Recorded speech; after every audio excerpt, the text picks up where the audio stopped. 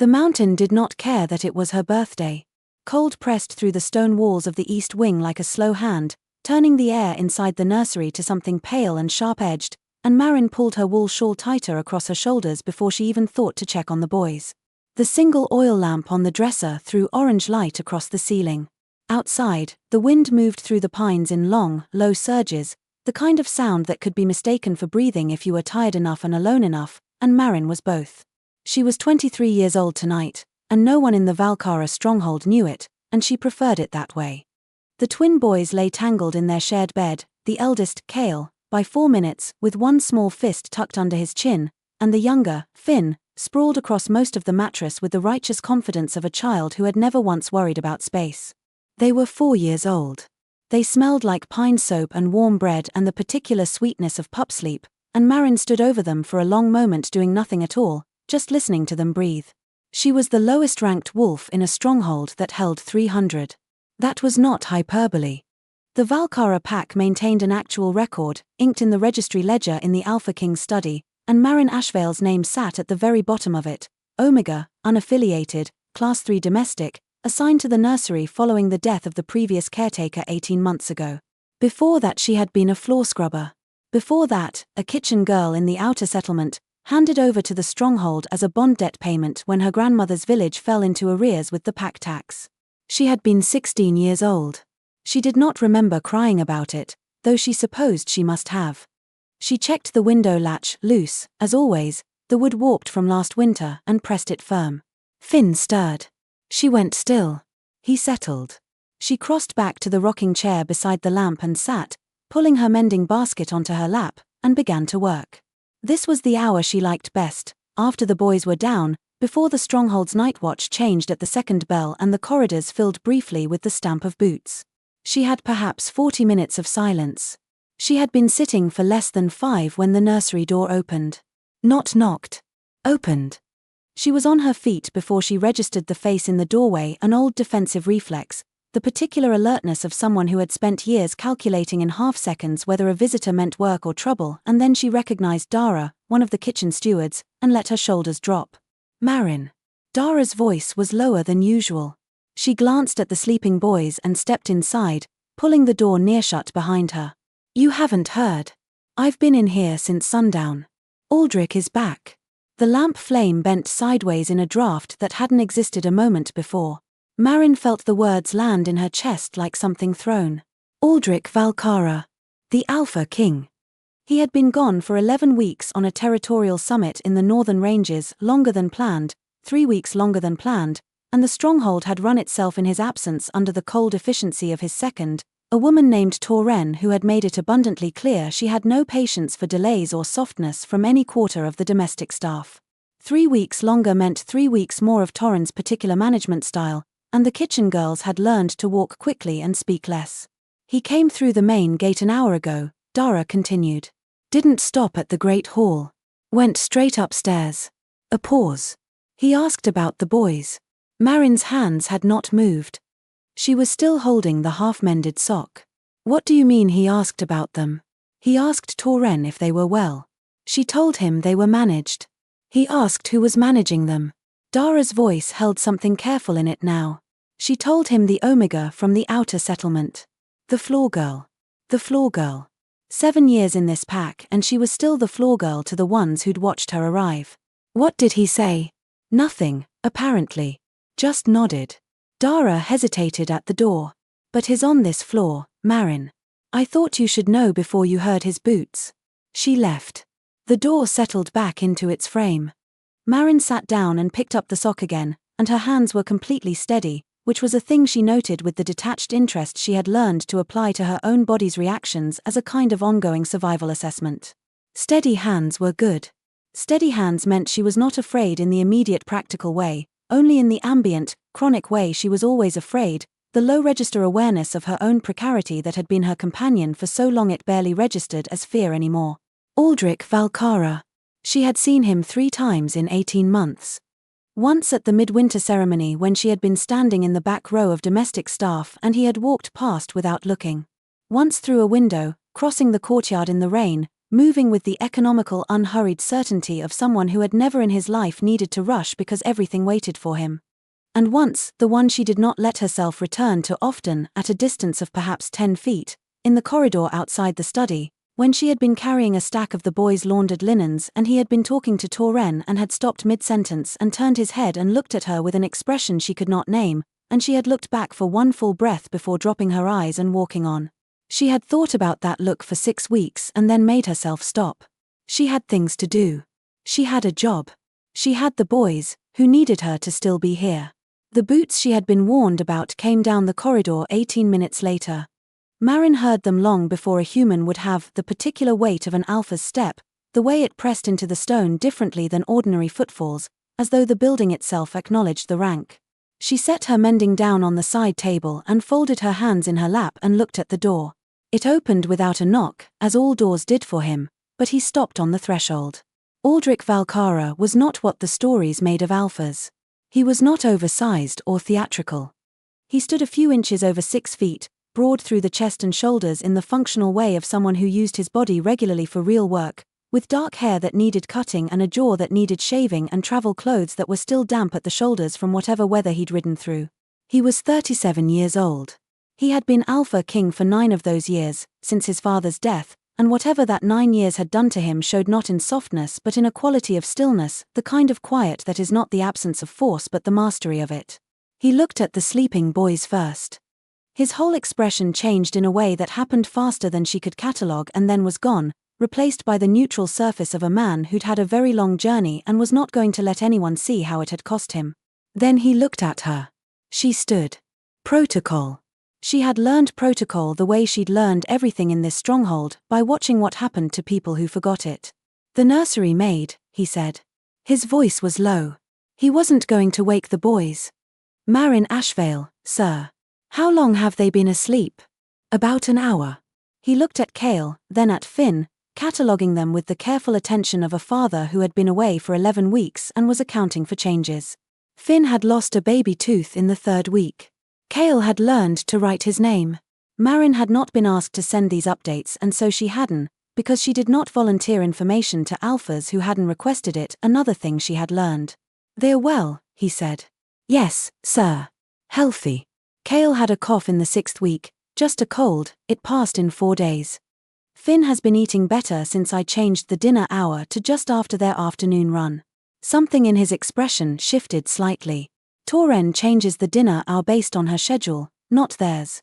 Yes, sir. I worked around it. He looked at her then with the same quality of attention he'd just given his sons, and Marin kept her gaze at the middle distance, not his eyes, not the floor, the place between. Survival calibration. You've been here how long? He said. 18 months in the nursery.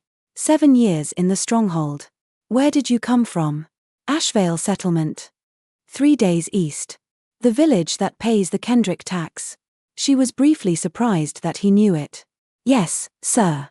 He stepped fully into the room then, moving past her to stand beside the boy's bed, and she turned to track him without thinking, an instinctive repositioning. And when she moved the lamplight caught her differently, the angle changed, and she felt it before she understood it. A warmth that moved up from somewhere below her sternum and spread across her collarbone, and she knew what it was because she had felt it exactly once before, one full breath in a corridor 7 months ago, and had spent 6 weeks refusing to look at it directly. The mate bond. It was the most disruptive fact of her life and she treated it with the determined practicality of someone who understood that certain truths were simply too expensive to examine. He was an alpha king. She was the floor girl. The mate bond was a biological cruelty that the moon goddess apparently distributed without any attention to social architecture, and Marin had made her peace with this the same way she had made her peace with most things, quietly, alone, and by not talking about it. She was still looking at the middle distance when he straightened from the boy's bedside and turned back to her. I'll want a full account tomorrow, he said. Everything since I left. Their schedules, their moods, what they've learned. A pause. Not from Torren. From you. Marin nodded. Of course, sir. He held her gaze for 2 full seconds longer than the exchange required. Then he left. She sat back down in the rocking chair and picked up the mending and did not move for a long time. Downstairs, she could hear the stronghold adjusting itself around his return, the subtle shift in energy that happened when an alpha king re-entered his own territory, voices calibrating, steps quickening, the whole organism of the pack reorienting toward its center. She had watched it happen twice before. It always unsettled her slightly, the way the pack felt him before they saw him, the way they moved toward him like weather toward low pressure. She had felt him before she saw him too. She just had a different reason. Happy birthday, she thought, and went back to mending the sock. That had been 3 months ago. She would not have predicted what those 3 months became. Marin Ashvale had not grown up with stories about mates. The Ashvale settlement was a working village, mostly 3rd and 4th generation omegas and low-ranked betas who had stories about crop failures and pack debts and which healers' remedies actually worked, not stories about fated bonds and golden-eyed kings. She had understood the mate bond academically. A wolf's nose recognized its match. There was a pull. Some people found it beautiful, but she had understood it the way she understood most beautiful things, as something that happened to other people. She had been 10 years old when her mother died. 12 when her grandmother took ill and the settlement's finances began their long deterioration. 16 when the debt was called and she was handed over. In between those facts were smaller facts. She had a voice that carried, which her grandmother said was a gift and which the Stronghold senior staff said was impudence when she used it wrong. She had a talent for the boys specifically, not children in general, not the performing warmth of someone who had decided to love what they were assigned, but a genuine ease with Kale's serious questions and Finn's relentless physical testing of the world. She had been told, when she took the nursery assignment, that the previous caretaker had lasted 5 months with the boys before requesting a transfer. Marin had not requested a transfer. She had also, in those 18 months, avoided thinking about their father with a discipline she was quietly proud of. Then he came back. The morning report became a habit within the first week. She came to his study at the 7th bell, while the boys were at their morning lessons with the PAX tutor, and sat across the wide oak desk and told him what he had missed. He listened the way he did everything, completely, without interruption, with an attention that felt slightly alarming to someone who had spent 7 years being looked through. He asked good questions. That surprised her. Not about pack strategy or the Stronghold's logistics, which was what she would have expected an Alpha King to ask, but specific ones. What did Kale do when the other boys in the yard excluded him from a game? What did Finn eat when he was anxious? Did they still wake from night terrors, and if so, which one more often, and what did she do? She answered everything. She had answers for all of it, which was itself a thing that seemed to interest him. In the 2nd week he started staying longer. In the 3rd week, the meetings shifted from the 7th bell to the 8th, because he had noticed she was tired at 7 and asked why, and she had explained the night waking schedule more fully than she'd intended, and he had said simply, "Give yourself an extra hour," and she had not known what to do with that and had gone away and thought about it for 2 days before deciding that a direct instruction from the Alpha King probably didn't require her to second-guess it. The Stronghold noticed. Of course it did. A pack of 300 wolves, most of them high-ranked beaters with nothing better to do than track the social weather, and the Alpha King was calling the Omega floor girl to his study every morning and extending the meetings. Marin began to hear things in the corridors. Not cruel things. The Stronghold was not, on the whole, a cruel place, Torren's management style notwithstanding, but pointed ones. Speculative. She caught the looks. She understood the looks. She did not engage with them. What she could not avoid engaging with was the bond itself, which grew worse, stronger, more insistent, less ignorable the more time she spent in proximity to him. It was not a sharp thing. It was not dramatic. It was the way the room adjusted when he entered it, the specific quality of his stillness when he was listening, the 2 occasions on which he had leaned across the desk to look at something she was showing him, and she had been able to feel the warmth of him across the 8 inches of air between them like standing near a banked fire. She managed it. She was good at managing things. In the 5th week, she had been singing. It had been past midnight.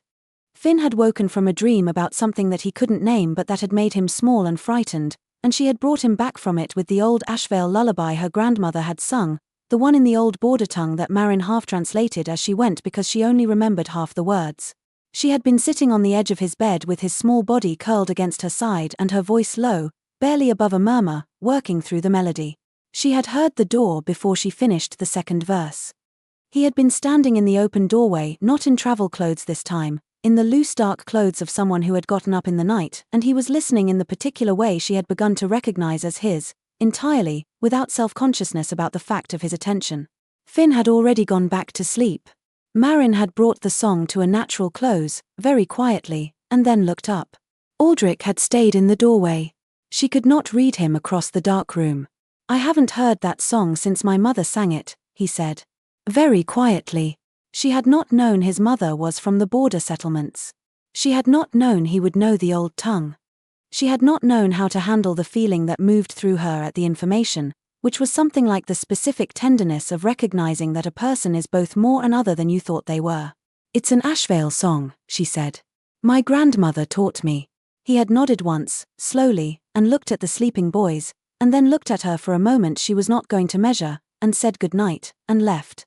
She had sat with Finn's warm weight against her side for another quarter hour, thinking about nothing specific, which was how she knew she was in more trouble than she had previously acknowledged.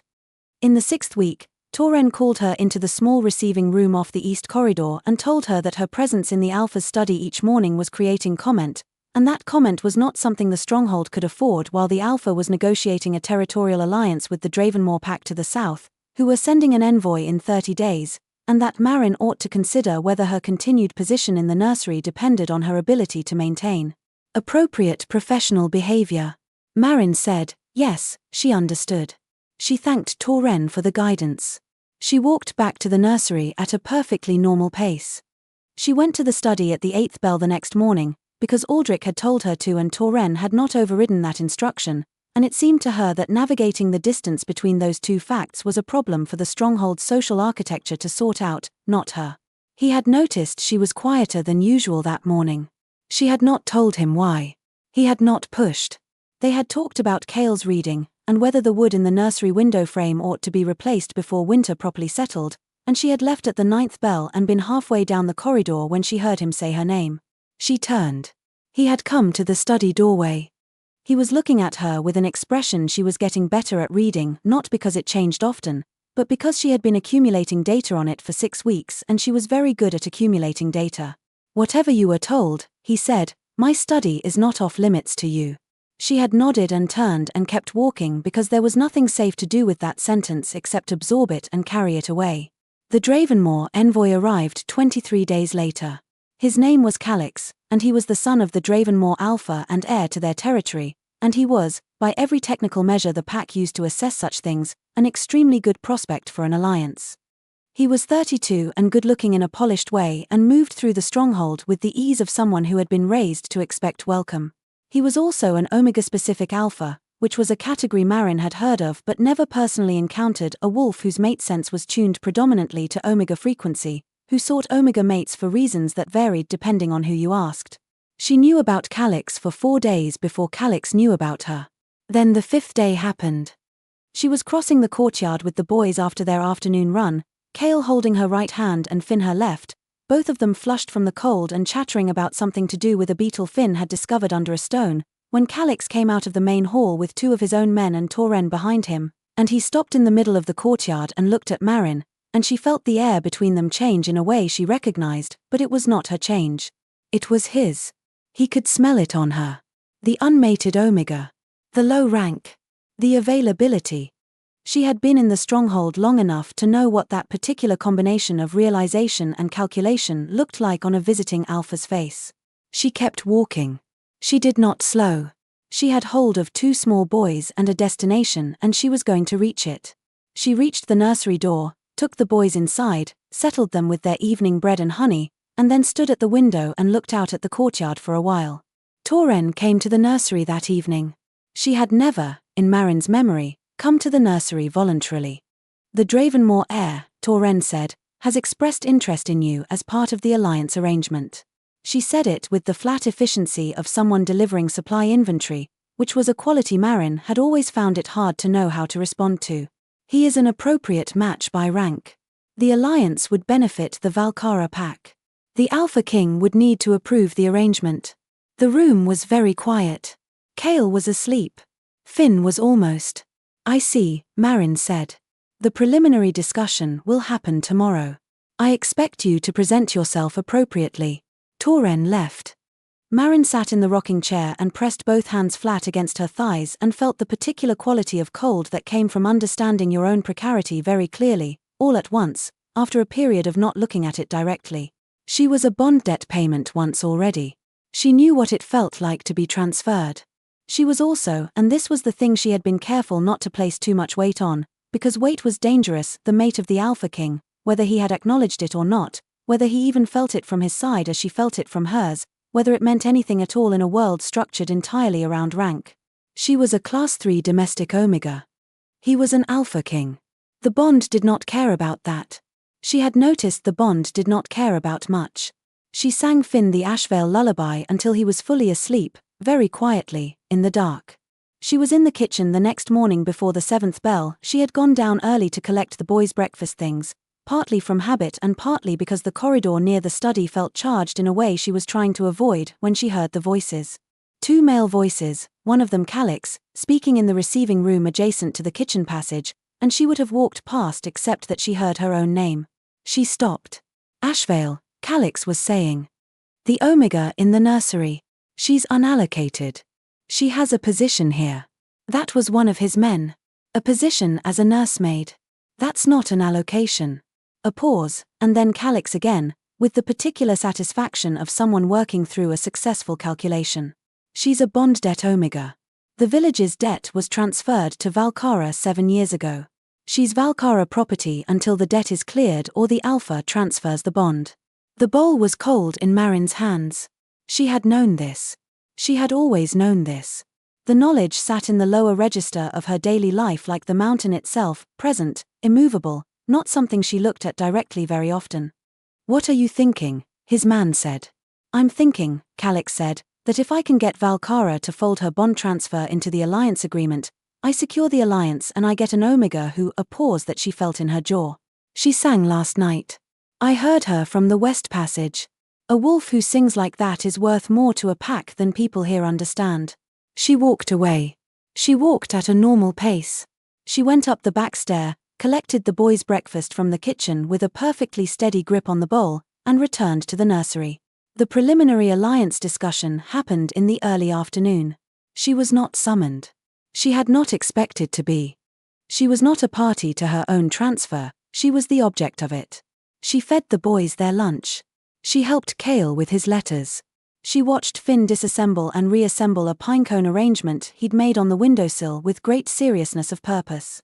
She was extremely present in the nursery, paying full attention to the children she was responsible for, and if she was also tracking the sounds of the stronghold below her with a precision that was exhausting, no one was there to see it. He came to the nursery just before the 2nd bell.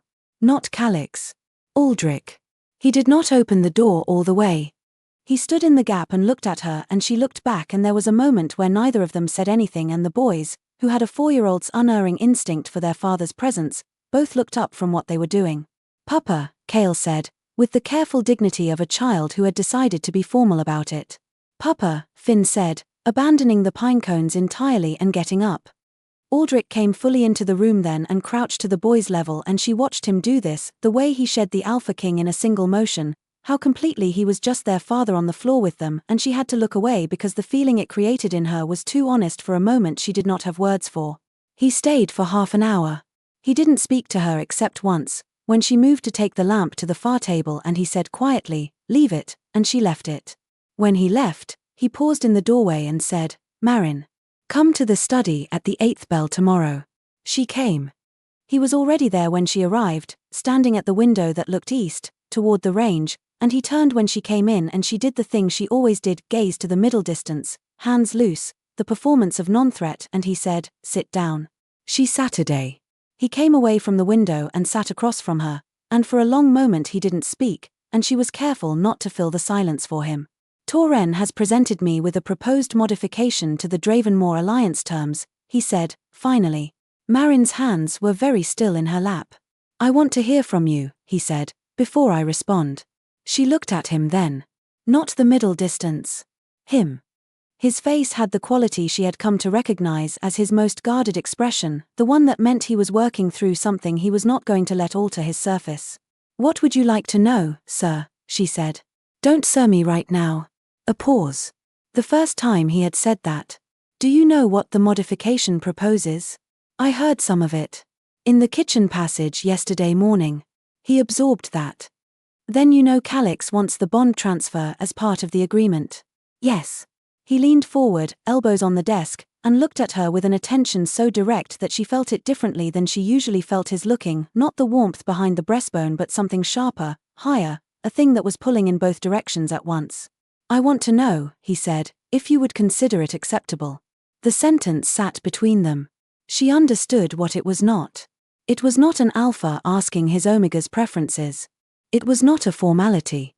He had said he wanted to hear from her before he responded, and she was looking at his face and she was extremely good at reading faces now, and what she saw in his was the same thing she had been carrying for 3 months, the thing she had refused to name because naming it was dangerous, and it was right there, plainly, in the face of the Alpha King sitting across from her in the blue winter light. She had been very disciplined about this. She had been careful and practical, and she had managed the bond the way she managed all expensive truths, which was at a distance, with great precision, in the dark. She said, no. It would not be acceptable. The word dropped into the room like a stone into water. Not sir. She had not said sir. No, he repeated. He said it quietly, not a question, more like something settling. No, she said again. I have been a transfer once. I was 16 and I didn't have language for what it meant, and now I do, and my answer is no. I understand what I am here and what I am not, and I understand you are asking as a courtesy, and I am grateful for the courtesy, but the answer is no. He held her gaze. He said, good. Then, the Dravenmore alliance will proceed on the original terms. Calix leaves in 3 days. A pause. That's not why I asked you. The room was very quiet. He stood, which was not something he usually did in the middle of their conversations, and walked around the side of the desk, and she stood too, reflex, and he stopped when there was perhaps 2 feet between them, and the bond was so loud in her chest at that distance she could barely process anything else. I have been trying to find the appropriate way to say something for several weeks, he said, and I have concluded that there probably isn't one, so. He stopped. He appeared, for the first time she had seen, slightly at a loss. She waited. She was very good at waiting. I know what you are to me, he said. I have known it since the corridor. 7 months ago. 1 full breath in a corridor. She had looked back. She had told herself not to return to it. I did not act on it, he continued, because your position here is not one from which you can easily refuse an alpha's attention, and I did not want you to have to manage the difference between what I felt and what was safe for you to feel back. I wanted, he stopped again. This was clearly not a man who often did not know how to complete his own sentences. I wanted you to have the time to know I was not asking you to answer a debt. The lamp was behind her and the light came across him at a low angle, and she was looking at his face, and it was completely open in a way she had not seen it and would not see it, she understood, with anyone else. You are not a transfer, he said. You are not an arrangement. And I would like another stop. I would like to know if what I felt in that corridor was only mine. She had been managing this for 7 months. She had been practical and careful and disciplined and had kept it at a distance where it could not cost her anything. She said, it was not only yours. He crossed the 2 feet between them in a single step, and his hands came up to her face, both of them, his palms warm against her jaw, and she reached up and put both her hands against his chest and felt his heartbeat, which was moving faster than an Alpha King's heartbeat probably should have been, and he looked at her for a long moment with both of them just breathing. Then he pressed his forehead to hers. It was not a kiss. It was not dramatic. It was the feeling of the mate bond finally being let into the room it had been standing outside of, and she felt it move through her from her jaw to her feet, warm and specific and entirely his, and she closed her eyes. I have been standing outside that door, he said, very quietly, for 7 months. I know, she said. I could hear you. He made a sound that was almost a laugh, and she felt it against her skin and added it to the small private catalogue she had been keeping of the sounds he made, the one he made when Finn did something that surprised him, the one he made when she said something in the old border tongue, and now this one. His hands were still at her jaw and she was still holding 2 fistfuls of his shirt, and neither of them moved for a long moment, and she thought, this is the most expensive thing I have ever let myself have, and then she thought, I am done managing it from a distance. You should know, she said, that Torren will be. Torren manages the stronghold, he said. She doesn't manage this. She pulled back enough to look at him. He was watching her with an expression she had no template for and did not need one, because she was creating the template right now, the one she would use for the rest of the time she was looking at his face. "My boys love you," he said. "For what it is worth." "Your boys are wonderful," she said. "For what it is worth." This time he did smile, properly, the expression moving across his face like the lamplight had moved across the ceiling, slowly, warming everything it reached. What followed was not immediate. It could not be. There was the Dravenmore matter to conclude, and Calix's departure, which happened with a courtesy that suggested he had been informed by Aldrich personally that the transfer modification was not going to happen, and which left Torren with a carefully contained expression that Marin had learned, over 7 years, to translate as extreme disapproval held under tight professional control. There was the conversation with the Pax formal counsel about the bond debt register, which Aldrich initiated himself, and which resulted in the debt being cleared formally, in writing, inked out in the registry ledger, and Marin's name reclassified. Not to a new rank, not immediately, not by fiat. Aldrich was too careful for that, and she did not want it that way in any case. What changed was the category beside her name, no longer bond debt. Free. She had stood in the study and looked at the ink drying on the page and felt something she did not have a word for, which was unusual because she had, over 23 years of managing expensive realities, developed a fairly extensive vocabulary for things she was not supposed to feel. "You don't have to stay," he said. He was watching her read the page. "The debt is clear. You can go back to Ashvale Settlement or anywhere else if you choose." She folded her hands. She looked at him. "Where would I go?" He held very still. "My grandmother's village," she said. "There's nothing there for me. The stronghold is the only place I know." She paused. "And your sons need someone to sing them to sleep." "My sons," he said, slowly, "are not the reason I would want you to stay." "I know," she said. The mornings in the study continued. The boys began calling her Marin instead of the nursery maid, which was not instructed, just a drift, and when Cale asked her one afternoon whether she was going to be there forever, she had said she thought probably yes, and he had accepted this with the 4-year-old sovereign matter-of-factness and gone back to his drawing. The pack adjusted, the way Pax did. Not all at once, not without friction. There were people who had opinions about the bond debt Omega from the Outer Settlement and the Alpha King, and those opinions were expressed in looks and in small adjustments of social posture, and in one case a direct remark from a senior beta woman in the Great Hall that Marin met with the same steady courtesy she met everything, and then went to the washroom and spent about 30 seconds being less steady, and then came back out and went on. Torren, to her credit, said nothing more directly. She redirected. Reassigned 2 of the duties that had previously been Marin's to other staff, which Marin noticed and noted and did not fight. She had been fighting the right battles for 7 years by choosing them carefully. On the evening of the winter solstice, the stronghold gathered for the long fire ceremony, which was the pack's main communal ritual.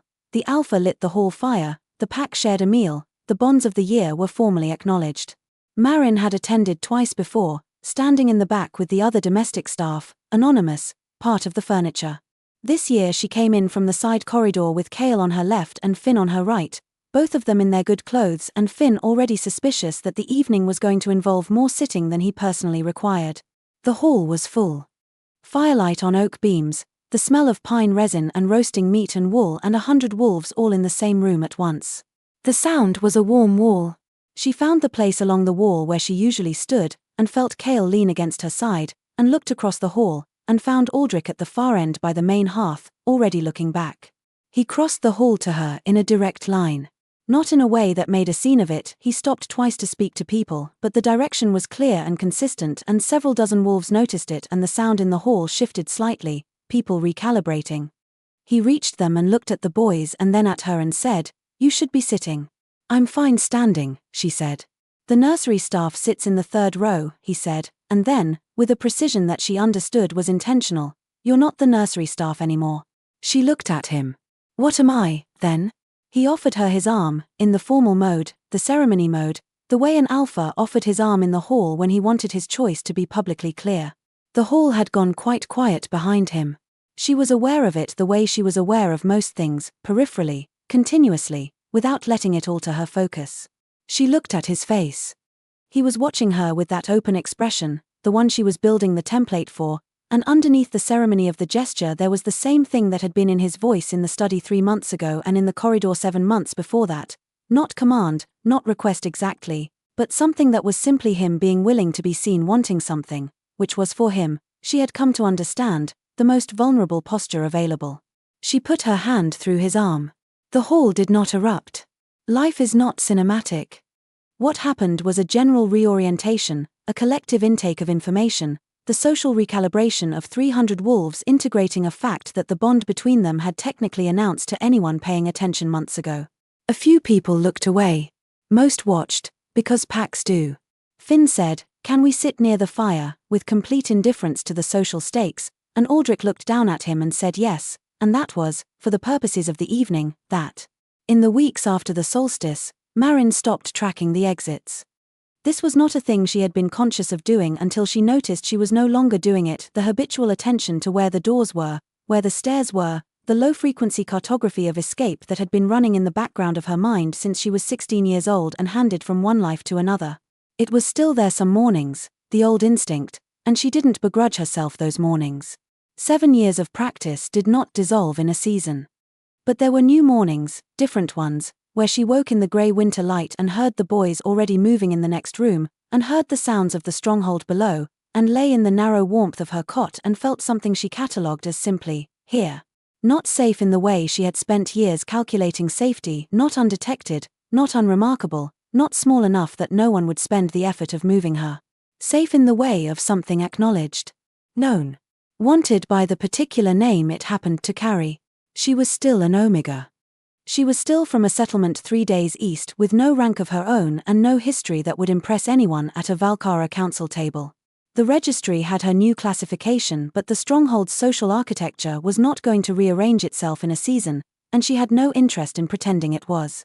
What she had was a clear record, a debt that no longer existed, 2 small boys who needed her, and the mate bond to an alpha king who had, very deliberately, made his choice public and not offered her the option of remaining invisible. That last part was the one she returned to, in the quiet hours of the nursery, when she was past second bell and the stronghold was sleeping and the boys were warm and breathing. He could have managed it differently. He was practiced at discretion. She had watched him be discreet about a dozen things over 3 months. He had chosen not to be discreet about her, and she understood what that choice had cost in terms of the political complexity it created with his council and with packs like Dravenmore who made alliances partly by understanding what an alpha prioritized. And he had made the choice anyway, and done it in the hall, with the fire lit, where everyone could see. She had a habit of noting the things that were done without requirement, because those were the ones that meant something. Spring came late to the mountain, the way it always did, a slow grudging concession from the cold, and when the first thaw arrived in the passes to the east it brought travelers and traders and the particular restlessness that filled the pack after a long winter of proximity. The courtyard filled again. The training yard was loud from before dawn. The boys, released into warmer air, became almost entirely feral in the best possible way, and Marin spent the first week of soft weather chasing them across the courtyard and finding Finn in trees he had climbed with complete confidence and no plan for getting down. Aldrich had a habit, in the evenings before dinner, of coming to the east courtyard where she usually had the boys for their last run of the day. He did not always arrive in time to catch them before she brought them in. The Alpha King's schedule did not, in the main, bend to the nursery routine, but when he did, he would come to where she was sitting on the stone bench and sit beside her, and they would watch the boys tear around the space with the combined energy of 4-year-olds who had been inside for 5 months, and sometimes they talked and sometimes they didn't. On an evening in early spring, Finn had climbed the old oak in the corner of the courtyard and was conducting some kind of survey from its lower branches, and Cale was below him conducting what appeared to be a legal argument for why Finn should come down, and Marin and Aldrich were sitting close enough on the bench that their shoulders were touching and neither of them had mentioned it. He said, "I want to talk to the council about a formal recognition. Not a rank assignment, I don't want to do it that way, by giving you something you didn't earn here. I mean the bond. Formally acknowledged in the registry." She looked at the boys. Cale had given up the argument and climbed the tree himself and was now conducting his own survey from the branch beside his brother. "What does that mean, practically?" she said. "It means the pack acknowledges the bond.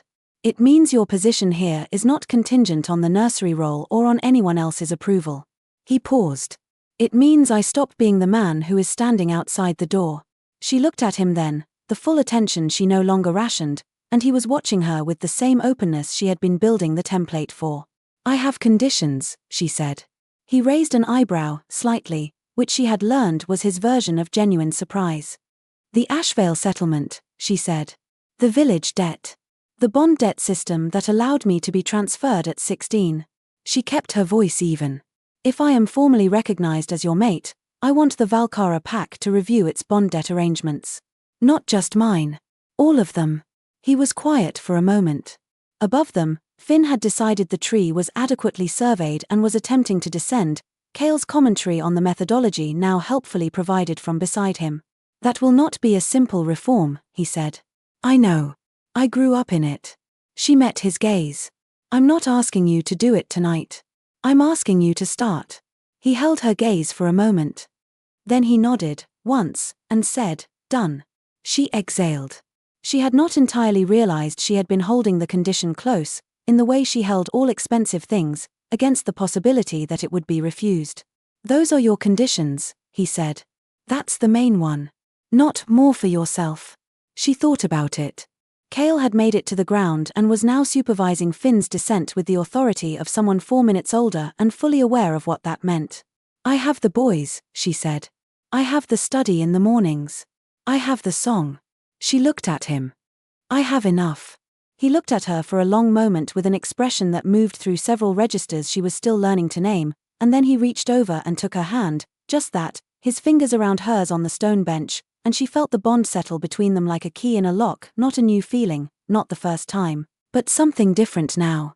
Not the bond straining against management. The bond at rest.